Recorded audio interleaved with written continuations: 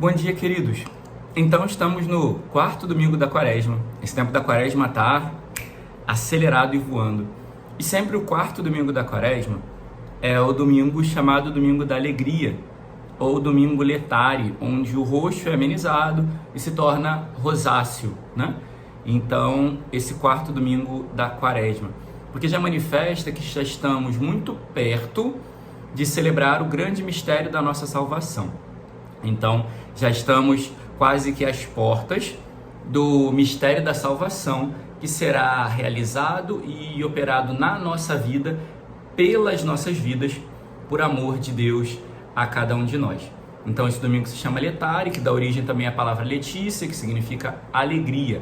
Então, é o domingo da alegria, porque já estamos às portas de celebrarmos o grande mistério da salvação. Essa alegria, ela é considerada ainda uma alegria maior do que a alegria do domingo Gaudete, que celebramos no terceiro domingo do Advento, porque ali era o início do processo da salvação, então era uma alegria porque estava iniciando o processo. Agora é a alegria da finalização do processo, da concretização desse processo da obra da salvação. Na liturgia de hoje, a gente pode observar nessa primeira leitura, que a primeira leitura ela vai falar muito da providência de Deus, porque vai dizer para nós que quando o povo precisou e não tinha alimento no deserto, Deus fez cair o maná do céu. Então Deus deu o maná para aquele povo, deu o alimento para aquele povo. Quando o povo começou a cultivar a terra, a providência de Deus fez a terra brotar. Pela fidelidade do povo, a terra começou a brotar e dar frutos. Então o maná, que era um alimento que era dado ao povo para suprir as suas necessidades, parou de cair, para mostrar para nós que para cada tempo Deus providencia aquilo que é necessário para a nossa vida. Isso é a graça de Deus. A graça de Deus ela é atual, ela é para cada tempo, para cada momento, ela é para cada vocação, ela é para cada situação. Então ela é atual. Para cada momento Deus tem uma graça particular e pessoal para cada um de nós, que vai nos alcançar, que vai nos afetar, que vai nos atravessar, tá? A segunda leitura também vai dizer para nós que Cristo é instrumento de reconciliação. E essa é a chave de leitura para todo o evangelho, para todo o evangelho desse quarto domingo. Porque Cristo é instrumento de reconciliação. Por quê? Porque ele se fez pecado, não tinha pecado, mas se fez humanamente, se fez humano, se fez homem, melhor dizendo.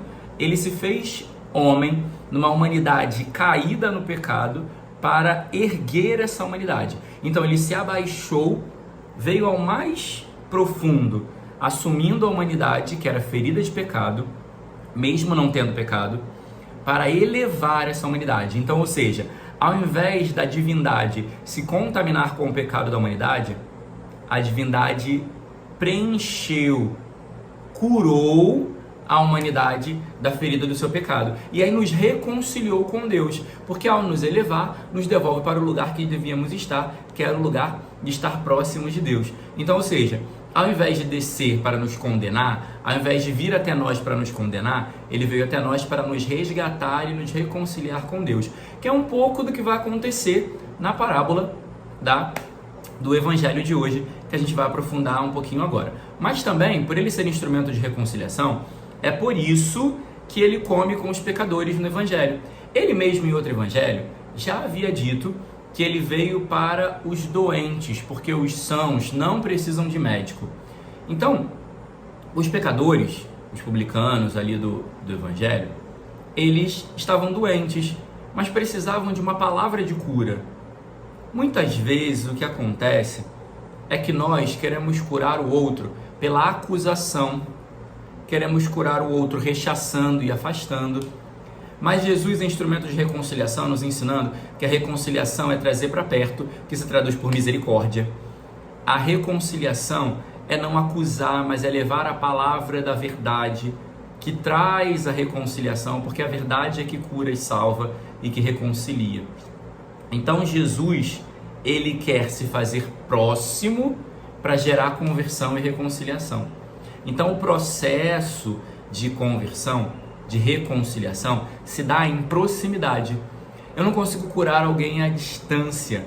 Imagina, não dá, né? Eu não consigo nem, por exemplo, você pode pensar, o médico não está perto de mim, mas eu tomo o remédio e me cura. Ok, mas o remédio é que está sendo próximo de você e te curando. Agora, se você não coloca o remédio dentro de você, se o remédio não é próximo de você, não está dentro, ou sobre a pele, né, creme, alguma coisa assim, né, às vezes esses óleos que passam assim, se o remédio não está próximo de você, seja na sua pele, seja dentro, ele não faz efeito. O remédio na farmácia não cura ninguém. Então, quando nós olhamos para o evangelho de hoje, essa parábola do filho pródigo, nós vamos caminhar, vamos caminhar um pouco diante dessa parábola e ver assim alguns elementos que são importantes. No primeiro momento, o filho ele feriu o pai. Feriu o pai em que sentido? Porque quando o filho ele pede a herança do pai, isso significa que ele está decretando a morte desse pai.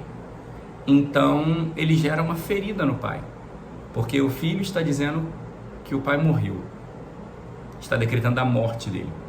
Mas é interessante que o pai não trata o filho da mesma maneira, ou seja, não desiste do filho, porque ele dá a parte da herança e espera ele voltar. Porque, queridos, o verdadeiro amor é aquele amor que tem a capacidade de deixar livre até mesmo para ir embora. É diferente de uma paixão. Paixão é avassaladora, é escravizadora, aprisiona, mas o amor, ele é livre. Então assim, meu filho, você quer ser livre para ir embora? Você pode ir. Eu vou continuar aqui como seu pai, te amando. Essa é a decisão do pai. E é dessa maneira que Deus age com cada um de nós. Ele continua junto de nós, nos amando em todas as coisas. Então, assim, mesmo quando a gente comete certos pecados, ou seja, se volta contra Deus, Ele não deixa de nos amar. Deus em nada muda conosco, porque Ele espera a nossa volta, ou seja, espera a nossa conversão, espera o nosso movimento de reconciliação, de se reconciliar com Ele. E aí o filho vai embora, ou seja, ele vira as costas para esse amor. O pai tinha dado tudo para ele, criou ele com todo amor, e o filho por si só escolheu virar as costas para esse amor. Então, ou seja, mas ele fez isso por uma escolha própria. Ele não foi expulso pelo pai, ele não foi rejeitado pelo pai, nada disso. Ele escolheu ir embora. E muitas vezes na dinâmica desse amor de Deus, nós escolhemos ir embora, porque o pecado é uma falta de consciência reta, virar as costas para Deus. Então aqui é a marca do pecado desse filho. Ele vira as costas para o pai, mas o pai não deixa de amar. Assim também a gente, nas nossas realidades de pecado. Nós viramos as costas para o pai e o pai não deixa de nos amar. Esse é o itinerário e o caminho. Também ele começou a viver de si mesmo, viver dos bens, viver daquilo que ele tinha, dos prazeres humanos. Mas aquilo que é humano passa e acaba. É o que eu sempre costumo dizer, né? Sempre costumo trazer da relação e do ensinamento dos santos. Aquilo que é humano sempre vai passar, sempre vai acabar, mas o que é de Deus sempre vai permanecer. É interessante que logo em seguida ele vai lembrar do pai, porque o pai era uma referência de amor seguro, o pai era uma referência de amor certo. Então assim, ele quis trocar por coisas que passam, mas a referência principal sempre ficou, porque ali era o amor verdadeiro que ele tinha. Até porque ele vai buscar refúgio nos homens, pedir ajuda. E o que os homens vão fazer? Dar ele a comida dos porcos, dar ele a cuidar dos porcos, mas sem poder comer a comida. Ou seja, porque os homens, eles nunca vão nos tratar como pai. Nas nossas relações humanas, nunca vamos ter o amor pleno e maravilhoso como o de Deus. O amor de Deus é reservado dele para nós. E muitas vezes nós queremos experimentar um amor perfeito dos homens, mas só vamos nos desiludir e nos frustrar. E aí, então, assim ele volta. E o voltar é cair em si, reconhecer o seu erro. A gente viu isso sexta ou quinta-feira, não me recordo agora, na liturgia, sobre a volta, que é reconhecer os seus erros, é arrepender-se de não querer mais pecar e mudar a sua atitude. E é isso que ele faz. Ele reconhece o seu erro, que pecou contra Deus e contra o Pai, se arrepende do que fez, cai em si, o cair em si é o arrependimento, e ele volta, muda o seu caminho. Ele estava fazendo um caminho para distante do Pai. Agora ele muda a sua atitude e volta para o Pai. Faz o caminho de retorno para junto do Pai. E aí é preciso entender que para ele fazer essa experiência, ele precisou fazer a experiência da ausência. Quando faltou o amor do Pai, quando faltou o necessário, ele lembrou do Pai. Aquele pai que era chato, quantas vezes ele não deve ter chamado esse pai de chato? Quantas vezes ele deve ter ficado com raiva dos nãos que o pai deu? Quantas vezes ele não deve ter se revoltado contra esse pai? Mas agora, na experiência da ausência, de não ter nenhum outro amor, ele lembrou que aquele chato era o amor verdadeiro. Que aquela pessoa lá era o seu amor verdadeiro. E aí ele volta para aquela experiência. Então, muitas vezes, se você está passando por uma situação assim, de alguém que te deixou, de alguém que não quer você, de alguém que quer se afastar, deixa aí. Porque a pessoa vai fazer a experiência da ausência e vai reconhecer o erro dela e provavelmente ela vai voltar. Mas você precisa deixar. Deixa aí. E se for de Deus, pode ser que ela volte também. Às vezes pode ser um livramento. Então vamos assumir também como livramentos na nossa vida.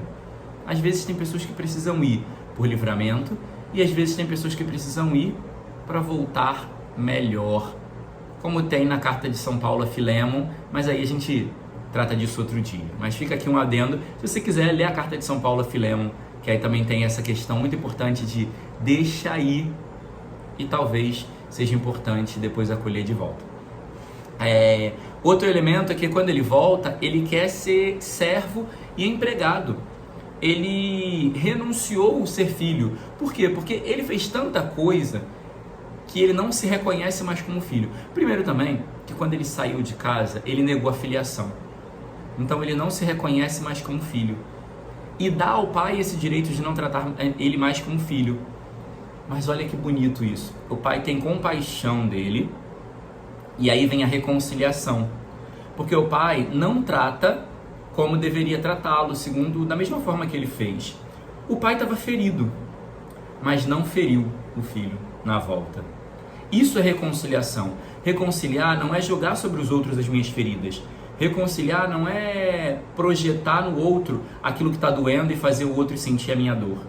Mas projetar é ter misericórdia. Reconciliar é acolher de volta.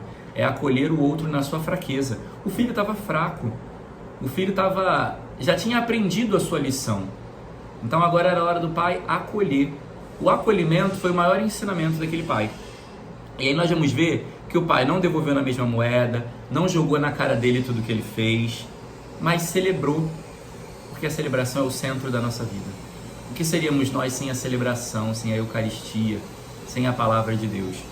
E aí é bonito porque o pai vai devolvendo a ele toda a dignidade. Primeiro devolve a ele a túnica, que é a dignidade humana, porque os indigentes são enterrados nus. Os indigentes andam nus, não tem roupa. Um mendigo, anda sem roupa, maltrapilho. Então quando ele dá uma túnica, ele devolve a dignidade humana do filho.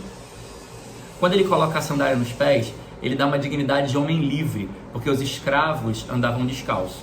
Então quando ele dá uma sandália, ele dá a dignidade de um homem livre, dignidade de um homem amado pelo pai. E quando ele coloca o anel, aí ele coroa tudo, porque devolve a dignidade de filho. Porque o filho tinha o anel, que era o sinal da filiação, era o sinal da pertença àquela família, era o sinal de pertença junto com aquele pai. Então o pai não maltrata ele, mas devolve a ele toda a dignidade que ele tinha no início. Então quando nós voltamos para Deus de coração arrependido, ele devolve a nós toda a dignidade. E ainda faz uma festa. Ele levou o filho para o banquete, porque quem volta tem que participar do banquete. O banquete é o que nos espera, é o banquete da volta, é a festa da volta na presença do Senhor. Então nós precisamos voltar para o banquete. E aí, só que quando a gente volta e se converte, a gente não pode esperar que os outros vão compreender a nossa volta, porque ninguém entende Deus, ninguém entende os movimentos de Deus, as obras de Deus. Só quem ouve, só quem experimenta, só quem está vivendo é que vai compreender. Então não espere que as pessoas da sua casa, as pessoas da sua família e da sua vida vão entender, porque só entende quem está vivendo, quem está experimentando. E aí, ninguém consegue entender como Deus perdoa e acolhe um pecador, que é a briga com os fariseus. E aí o irmão mais velho também não entende. Então o irmão mais velho está meio que ali representando um fariseu. Porque ele questiona, porque não entende que amar é perdoar. Ele não entende que amar é dar uma nova chance.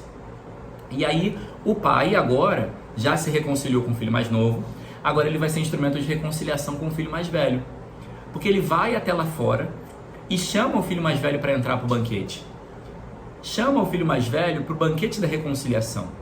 Porque o filho mais velho estava com inveja, estava com raiva, que são pecados, então precisava se reconciliar. E o pai vai lá para dizer, meu filho, se reconcilia comigo. Aí o filho vai dizer, mas eu sempre estive do teu lado e você nunca me deu nada. O filho que teve do lado sempre teve tudo, porque tudo que era do pai era dele. Mas ele não estava preocupado com isso, ele queria sei lá o quê. Ele tinha criado expectativas na cabeça de que tinha que ter coisas que o pai talvez não estava disponível para dar. Mas tudo já era dele. Ele já tinha tudo. Ele queria mais o quê? Ele queria a vergonha do irmão? Ele queria que o pai humilhasse o irmão? Então ele também precisava ser reconciliado por Deus, no seu egoísmo, na inveja. Porque o egoísmo e a inveja matam a alegria. E por isso ele não pôde se alegrar com a conversão e com a volta do irmão. Vamos celebrar porque aquele que estava vivo ressuscitou. Aquele que estava perdido foi encontrado. Mas não tem alegria num coração invejoso. Não tem alegria num coração egoísta. Então, queridos, que nós possamos, nesse domingo, acolher o convite de Deus que nos chama a reconciliar. Quem está longe tem coisa para voltar e para se reconciliar. Mas também, às vezes, eu estou muito perto de Deus, mas também estou precisando de reconciliação, porque estou sendo egoísta, invejoso, cobiçando aquilo que é dos outros, não me alegrando com a alegria dos irmãos. Então, encontremos nesse domingo o que eu preciso me reconciliar com Deus. Louvado seja nosso Senhor Jesus Cristo, para sempre seja louvado.